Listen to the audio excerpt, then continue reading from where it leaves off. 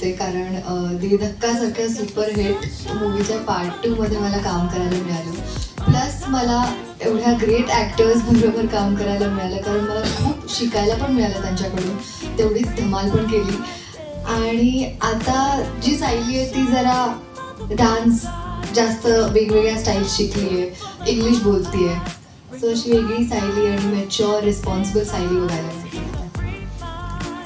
All right, thank you so much. फक्त बघत राहा असंच वाटतं. आणि आय एम सो ग्लॅड की ह्या सेकंड पार्टमध्ये पण मी ह्यांच्याबरोबर ह्यांच्या टीमच्या सहभागी होता आलं मला. अगेन थँक्स टू महेश काका, आमचे प्रोड्युसर्स यतीन जाधव सर आणि अमेय खोपकर सर, ह्यांच्याबरोबर परत एकदा काम करायला मिळालं या सगळ्या टीमबरोबर. I am very lucky and I am very happy and very excited की दे धक्कावरती जेवढं सगळ्यांनी प्रेम केलं होतं तेवढंच नक्कीच करतील दुसऱ्या भागावरती, अशी मला खात्री आहे. आणि थँक्यू व्हेरी मच एव्हरीबडी, मला तुमच्या टीममध्ये परत एकदा सहभागी करून घेतल्याबद्दल थँक्यू. सक्षम, तुम्ही म्हणाला मेधा सक्षम कुलकर्णी. सक्षम, काय तू म्हणजे 12 वर्ष, म्हणजे तुमच्यासाठी मला वाटतं 12 वर्षांनंतर तुम्ही हे शूट केलं असेल आणि आम्हाला 14 वर्षांनंतर दिसत असेल. हां, म्हणजे मला जेव्हा असा फोन आला की आता आपण दे धक्का भाग 2चं शूट करणार आहोत, तर आणि मी अजिबात ह्याच्यात काही मजा नाही करत आहे. मी आणि आईबाबांनी त्याच्या 2 दिवसाआधी ती फिल्म बघितली होती झी टॉकीजवर. तर मला असं वाटलं, अरे हा म्हणजे आत्ताच रिलीज झाला होता पार्ट 1 आणि आता पार्ट 2 करायला जायचंय. आणि जेव्हा हे सगळे लोक भेटले परत, तेव्हा असं वाटलंच नाही की 14 वर्षाचा स्पॅन या सगळ्यामध्ये गेले. ती एवढी टीम आमची स्ट्रॉंग आहे, सगळेच, म्हणजे फक्त कास्ट नाही पण क्रू पासूनचे सगळे लोक, म्हणजे तेव्हापासून, म्हणजे सतीश दादा असू दे, सुदेश काका आमचे डिरेक्टर, सगळीच टीम, आमचा आर्ट डिरेक्टर प्रशांत दादा, हे सगळे लोक परत एकदा त्या सेम नावाच्या फिल्मसाठी परत भेटले. सो ही जी सगळी मंडळी होती, आमचे प्रोड्युसर्स, सो ह्यांच्याबरोबर एक वेगळंच नातं निर्माण झालं. आणि मला सांगायला असं आवडेल की जसे सगळे म्हणतात की दे धक्का एक इमोशन आहे किंवा दे धक्कानी खूप काही दिलं, तसंच मलाही माझ्या पहिल्या सिनेमानंतर माझ्या नशिबाने मला महेश काका भेटले आणि ते म्हणले की दे धक्का नावाची अशी एक फिल्म आहे. तर माझ्या घरच्यांनी अजिबात काय स्टोरी बिरी काही न बघ, आणि आता परत एकदा तात्या आम्हाला दिसत आहेत. काय सांगाल सर ह्या फिल्मबद्दल? पहिल्यांदा सांगेन, माझ्या करिअरमधली जेवढी मी जे काही थोडेफार सिनेमा केले म्हणा, नाटकं केली म्हणा, त्यातली प्रत्येक एखादी कलाकृती आपल्या आवडीची असते. म्हणजे सगळे आवडीचेच असतात, पण त्यातही जास्त प्रिय, तर त्यातलं दे धक्का हे एक आहे पहिलं. आणि आता हे केल्याच्या नंतर सुद्धा हे सुद्धा तेवढंच मला आवडणार, एवढं नक्की माहीत आहे मला. आणखी मी तात्यांच्या प्रेमातच आहे. तात्या बराचसा माझ्यासारखाच आहे, एरवी मी दिसतो असा, पण आहे तसा थोडासा तात्या, मात्र हे कमी आहे. नाही आणि असं काही हे नाही करत, पण खरंच तात्या मला खूप आवडतात. कुठच्याही आपल्या प्रत्येकाच्या घरामध्ये असं असतंच की एखादा शिवराळ आहे फक्त, आणखीन तो अस्सल मराठमोळा आहे म्हणून जास्त आवडतो. आणि पुन्हा बाकी सगळी मंडळी घरच्यासारखीच आहेत आजही, तेव्हा सुद्धा अगोदरपासून होती, जवळचे होते. पण दे धक्का पहिलं करताना सगळी एकत्र आलो आणि खरोखर एक कुटुंब झालो. आणि आजही तीच, भेटलो तरी तेच असं आहे. तर तुम्हा लोकांना नक्की आवडेल एवढं गॅरंटी आहे. म्हणजे मी तर कॅप्शन माझं केलेलं आहे, fun and entertainment fully guaranteed म्हणून. हो, शिक्का अगदी ब्लँक चेक आहे तो. तर असते खरंच. आणि मग नक्की बघा, तुमच्याकडे तुम्ही आता थोडंसं पाहिलंच असेल आता, त्याच्यावरून तुम्हाला अंदाज नाही येणार. सिनेमा पूर्ण बघा आणि मज्जा येईल. Thank you sir. आणि ज्यांचं कुटुंब जे आहे ते आता श्रीमंत झालेत, आणि जे इनफॅक्ट तसं बघितलं गेलं तर ते आता खरं तर वेगवेगळ्या भूमिकांमधून आपल्याला धक्का देत आहेत, असे मकरंद जाधव ह्यांचा जो परिवार दाखवला आहे, मकरंद नाचपुरे सर, यांना पण मी विचारेल की तुमचा हा अनुभव कसा होता, काय सांगाल, कारण it's an emotion for you. सर्व पत्रकार बंधू भगिनींना नमस्कार. एक विनंती अशी आहे की पहिला दे धक्का झाला त्यानंतर वर्तमानपत्रात हेडलाईन्स यायच्या, सत्ताधाऱ्यांचा विरोधकांना दे धक्का वगैरे. तर ह्या आता याव्यात आधी अशी एक इच्छा आहे सिनेमा यायच्या अगोदर. कारण दे धक्का हा आमच्यासाठी सिनेमा नाही आहे, आमच्यासाठी ती एक इमोशन भावना आहे. आम्ही सगळ्यांनी ज्या पद्धतीनं तो रचला मांडला आणि जेव्हा आपण ती कल्पना मांडत असतो, जेव्हा ती चित्रित करत असतो, त्यावेळी त्याच्या यशाची कुठलीही मोजमाप आपल्याकडे नसतात. पण मनापासून काम करायचं असतं आणि मनापासून आता मी उल्लेख करेन मुद्दाम सिद्धार्थचा एक सीन माझा आणि त्याचा एक इमोशनल सीन आहे. आणि थंडीच्या दिवसांमध्ये तो आम्ही भोर साईडला करत होतो माळरानावर. रात्रीची वेळ होती 1 मध्ये आणि रात्रीची वेळ होती, थंडी खूप होती आणि मी त्याला मारतो. तर ॲक्च्युअल सिनेमामध्ये आपल्याला इल्युजन क्रिएट करायचं असतं, म्हणजे आभासी ते करायचं असतं. तर मी त्याला म्हणलं, मी तो असा हात फिरवीन मग तो असा रिॲक्ट हो वगैरे वगैरे. तो म्हणलं नाही सर, खरं मारा मला. तर मी म्हणलं अरे नाही, खूप वेळा मारायचंय, तर ते काही फार बरं नाही म्हणले. तो म्हणला नाही, जितक्या वेळा जमेल तितक्या वेळा मारा, जे मला चालेल. आणि मी त्याला त्या रात्री साधारण एक 10-12 वेळा मारलं खूप. आणि त्यानंतर आम्हाला ॲक्टिंग हा भागच राहिला नाही. आम्ही जे काही बोलत होतो, जे काही करत होतो ते फार खरं होतं. तर दे धक्का 1ने आम्हाला एक सुंदर जसा अनुभूती दिली कलाकृतीची आणि नंतर प्रेक्षकांनाही ती जाणवून त्यांनी तो सिनेमा अति यशस्वी केला. तर दुसऱ्या भागाचंही तेच गणित आहे, फक्त ही गोष्ट आता महाराष्ट्राच्या बाहेर घडते, परदेशात घडते, पण तिथे तेच कुटुंब आहे, तीच निरागसता आहे, तेच अस्सल आणि रांगडेपण आहे. आणि त्याची गंमत बघण्याची उत्सुकता. मला असं वाटतं की या 2 वर्षाच्या कालखंडाने, कोविड कालखंडानंतर आपण बऱ्यापैकी डिप्रेस झालेलो आहोत किंवा आपल्याला हसण्याची गरज आहे. म्हणजे या काळात आपल्याला ॲलोपॅथी, होमिओपॅथी, आयुर्वेद ह्याच्या पलीकडे कॉमेडी नावाच्या एका नवा औषधाचाही शोध लागला. बऱ्याच पेशंटनी त्याचा उल्लेख केलेला आहे की आम्ही हॉस्पिटलमध्ये असताना हे बघायचं म्हणून आम्हाला खूप बरं वाटलं त्या कालखंडामध्ये. तर ती एक गरजेची गोष्ट आहे. तर हा सिनेमा जसं महेशदा म्हणतात, शिवाजीदा म्हणतात, तसंच एंटरटेनमेंटने भरपूर जरी असला तरी खूप छान सहकुटुंब घेण्यासारखा अनुभव देणार आहे. आणि जाधव कुटुंबातर्फे महाराष्ट्रातील सगळ्या कुटुंबियांना मी आवाहन करतो की सहकुटुंब सहपरिवार जाधव कुटुंबाची लंडनमधली गोष्ट बघण्यासाठी आहे. कारण अलीकडच्या काळात OTT प्लॅटफॉर्मवर बऱ्याचदा सहकुटुंब बघण्याची गडबड होते, वैयक्तिक बघावं लागतात बऱ्याच गोष्टी. पण हा सिनेमा मात्र तुम्ही आजोबापासून नातवंडांपासून सगळ्यांनी, म्हणजे आजोबांच्या मांडीवर बसून नातवंडाने बघण्यासारखा आहे आणि तो तितकाच पाहिल्यासारखा. फक्त यावेळेस श्रीमंती दिसेल सिनेमामध्ये, ती आली आहे त्या सिनेमाच्या शेवटी. तर ती श्रीमंती पण एक छान रूप घेऊन आलेली आहे. त्यामुळे तुम्हाला हा सिनेमा निश्चित आवडेल याची खात्री आहे. थँक्यू सो मच मकरंदा. खूपच छान तुम्ही सांगितलं आणि लोकांमध्ये अजून तरी मनाची श्रीमंती आहे आणि ती तुम्हाला दाखवायची आहे या सिनेमाला येऊन, थिएटरमध्ये जाऊन हा सिनेमा बघून. आणि सुमी हे कॅरेक्टर इतकं गोड, म्हणजे त्याच्या प्रेमात पडायला होतं. आणि आता परत एकदा जेव्हा सुमी आम्हाला दिसली तेव्हा आम्हाला फारच छान वाटतंय. तर अर्थात मी बोलते आहे मेधाताई मांजरेकर यांच्याबद्दल. तर मेधाताई काय, कारण it's like a reunion to you, कारण आफ्टर 14 इयर्स ही फिल्म आली आहे, ह्याचा सिक्वल आलाय, काय सांगाल? सगळ्यात पहिल्यांदा सर्व पत्रकार मित्रमैत्रिणींना नमस्कार. जेव्हा दे धक्का 1 आला तेव्हा मी तर अगदीच नवीन होते, कारण मी महेशच्या पहिला 94मध्ये आई आला होता त्याच्यामध्ये काम केलं होतं. त्याच्यानंतर डायरेक्ट 2008मध्ये दे धक्का, त्याच्यामुळे मी अगदीच नवीन होते. आणि सिद्धू पण नवीन होता त्यावेळेला, पण बाकी हे सगळे मुरलेली माणसं आमच्याबरोबर होती. आणि सिद्धू हा मला वाटतं एक वर्ण घेऊन आलेला टॅलेंटेड माणूस आहे. त्याच्यामुळे मी नवीन होते, पण मला या सगळ्या लोकांनी, आणि महेश होता बरोबर, पण या सगळ्या लोकांनी इतकं सांभाळून घेऊन मला इतकं शिकायला मिळालं होतं त्या सगळ्यांकडनंच दे धक्का 1मध्ये. आणि त्याच्यानंतर एक कुटुंब तयार झालं आणि एक बॉन्डिंग झालं सगळ्यांचं. म्हणजे नंतर आम्ही भेटत असू, पण दे धक्का 2च्या निमित्ताने परत आम्हाला सगळ्यांना एकत्र यायला मिळालं.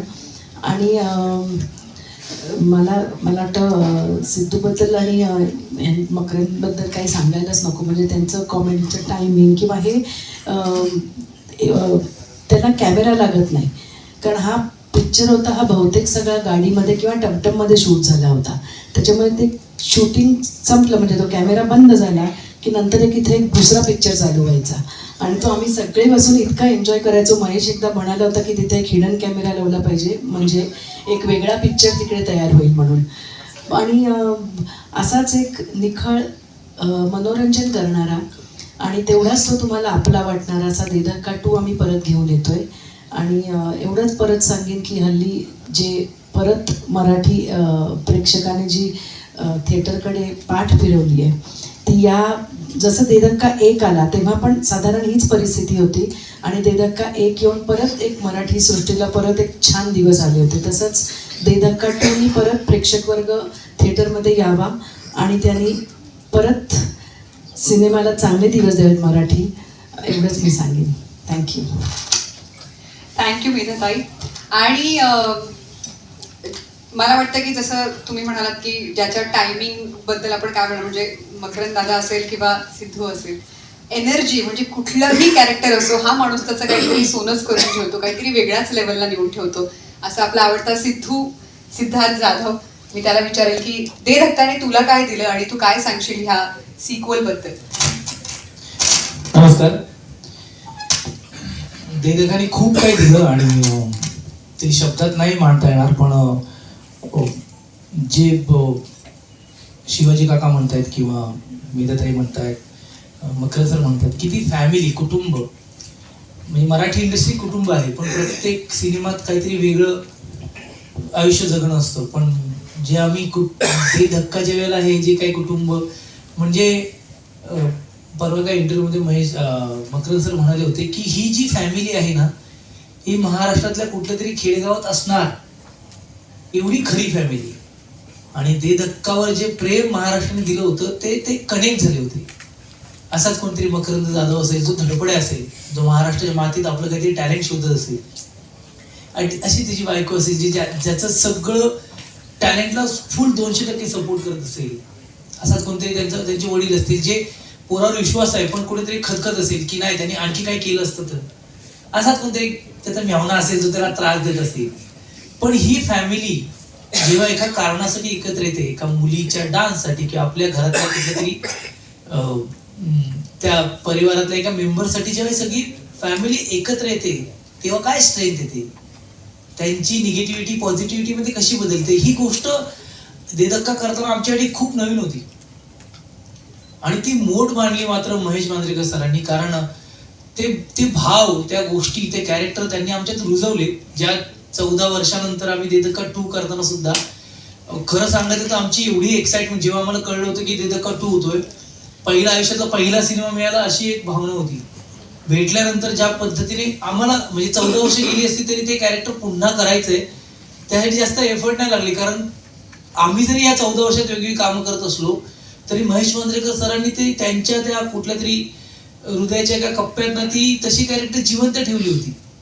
मी जेव्हा कधी करेन कप्पा उघडेल, तुला हे करायचं, तुला हे करायचं, तुला हे करायचं. आणि सक्षम पण मध्ये मध्ये छान वाक्य बोलतो महेश सरांचे की महेश मांजरेकर सरांसारखा दिग्दर्शक असतो तेव्हा नटाचं अर्धकाम आधीच झालेलं असतं. आणि दे धक्कासाठी मला असं वाटतं की खरंच ही फिल्म नाही, ही माझी तर इमोशन आहे. कारण दे धक्काने माझं आयुष्यात बदललं होतं.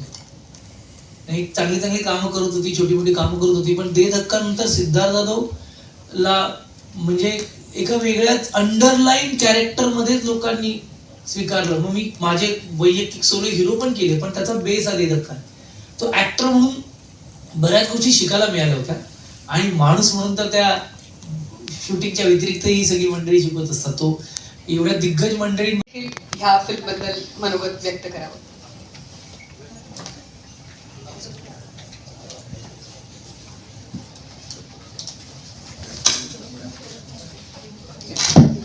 हॅलो, नमस्कार.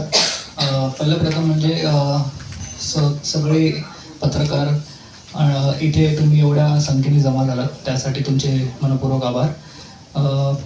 हा निर्माता म्हणून माझा पहिला चित्रपट आणि पहिला चित्रपटच जेव्हा मला हा प्रोजेक्ट आणला अमय खोपकर सरांनी की आपण दे धक्काचा सिक्वेल करूया, तर पहिला दे धक्का किती सक्सेसफुल होता हे मला तुम्हाला सांगायची गरजच नाही आहे, कारण की दे धक्का हे 2 शब्दच हे मराठी माणसांनी ऐकले तर त्याच्या म्हणजे भावना एक म्हणजे इट्स अन इमोशन.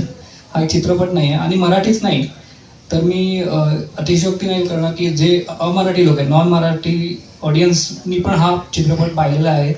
आणि आता काही म्हणजे जेव्हा दे धक्का 1 रिलीज झाला 2008मध्ये, तेव्हा मी ग्रॅज्युएट झालेलो, माझे काही मित्रांनी पण बघितलेला. ते आता अमेरिका, दुबई, ऑस्ट्रेलिया सगळे सेटल झालेत, सगळ्यांना मुलं झालीत. पण तरी पण आता त्यांना कळलं की मी प्रोड्यूस करतोय, तर त्या लोकांनी मला फोन करतायत, मेसेज करतायत की तू ऑस्ट्रेलियाला रिलीज कर, सिडनीला करूया आपण, तू दुबईला कर. म्हणजे एवढ्या चित्रपटाबद्दल आतुरता आहे. आणि ते काय आहे हे साहजिकच आहे, कारण की तो एवढा साधा मराठी मातीतला एक परिवार जाधव कुटुंब तुम्हाला दिसलं आणि प्रत्येक मराठी माणसांना स्वतःचं आयुष्यातलं काही भाग त्याच्यात रिलेट केला. आणि तोच ते जाधव कुटुंब आता एक नवीन रूपात तुम्हाला दिसेल की त्यांना श्रीमंती आली, काही त्यांनी पाठ विकला त्यामुळे त्यांना श्रीमंती आली. ते कसं श्रीमंतीला ते लोक कसे डील करतात आणि एक नवीन जाधव कुटुंब, पण तेच जाधव कुटुंब नवीन वेशात तुम्हाला दिसेल. आणि जास्त काही म्हणणार नाही, तुम्ही 5 तारखेला जा, सगळेच ऑडियन्स जा, सकुटुंब सहपरिवार तिथे जाऊन चित्रपटाचा आनंद घ्या. परत त्या ज्या आठवणी आहेत दे धक्काच्या 14 वर्षानंतर ते तुम्हाला परत जगायचा एक चांगला ऑपॉर्च्युनिटी आहे. आणि महेश सर आणि दे धक्का 2 हे जेव्हा माझ्याकडे प्रोजेक्ट आलं तर मी डोळे बंद करून हा म्हणलं. मी स्टोरी बघितली नाही, स्क्रिप्ट बघितली नाही, मला माहिती होतं दे धक्का 2 म्हणजे आवडणारच आहे लोकांना. तर मी तेच विनंती करतो ऑडियन्सना की तुम्ही सकुटुंब सहपरिवार जाऊन चित्रपटाचा आनंद घ्या. धन्यवाद. काय सांगाल आज इथे आलेल्या सगळ्या पत्रकार मित्रांना? नमस्कार.